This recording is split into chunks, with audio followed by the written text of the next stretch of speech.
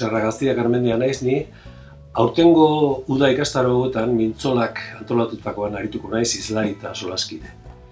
Hitzalditxoan, ahozkotasuna oinarrizko mekanismo gisa konsideratuko dut. Izan ere, ahozko literatura ez ezik komunikazio teknologia ere bada ahozkotasuna.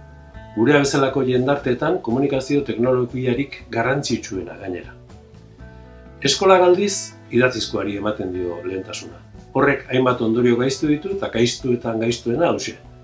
Munduan hobeto moldatzeko nahitaezkoa den ezagutza edo lanabesa ukatzen zaio gazteari. Horrenbestez, esan liteke bere egiteko nagusian huts egiten duela hezkuntza sistemak. Gabezia handi eta larri hori konpondu nahi bada, ahozkotasunaren lanketak eskola jardunaren ardatz nagusi bihurtu beharko genuke.